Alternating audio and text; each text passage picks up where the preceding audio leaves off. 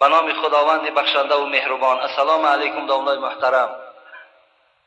من از بحر خدا از شما همچون شخص پیشوا برای گناه‌های کرده خود مدد می‌طلبم، چون این گناه‌ها را اکثریت جوانان نادانسته می‌کنند، بعد پشیمان می‌شوند. برای همین از شما دامنای عزیز، برای شخصانی که چنین گناه کردن می‌کنند یا کردنی هستند مصلحت می‌پرسم. این برادر من مکتوبش خواندم، خیلی یک گناهی بدبختانه را این دادر ما صادر شده است. اکو رحمت پروردگار وسیع‌تر است. بنده وقتی که رجوع به سوی خدا کند الله او را میبخشد. مقصد این جوان دادرای عزیز، من زبانم نمیگردد راستی بار برای شما بیان کنم، زیرا شاید آینده ها صدای مرا بعضی از برادرها اگر گوش اندازن و گویند.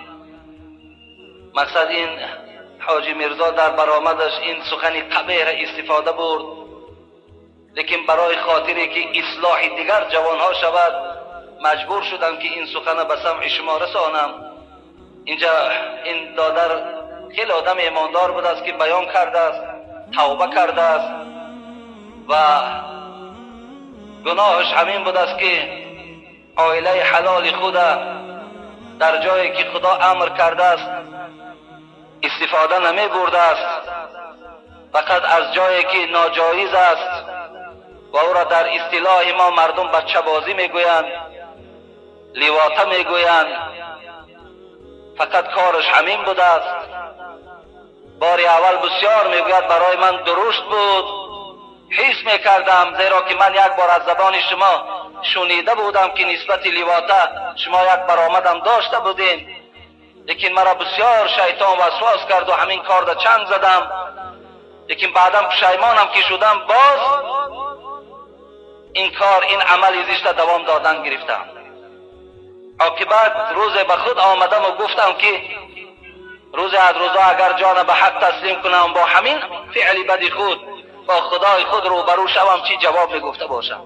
و امروز داملا توبه کردم و اصلا دیگر به این گناه زشت نزدیک نمیشوم. به این خاطر دادر عزیز و کسانی که اگر خدای نکرده مبتلای این عمل باشند، حتی یک برادرم اون روز به من زنگ زد، جوان بود، به خدا قسم، گفت که خواهش دارم همین سوالم برای من جواب گو که هر دو مثال گویم دو رفیقی بودند که با یکدیگر این عمل زشت در پنهانی انجام میدادند.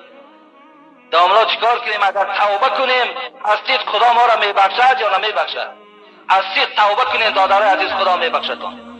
خداوند این عیبه که هم شرمندگی و دنیا و آخرت است، اگر تو از صدق توبه کنی خداوند روز قیامت این عیب تو را پرده پوش میکنه، برای کسی خبرش نمیدهد، به شرطی که اگر تو از صدق توبه کنی دادر عزیز.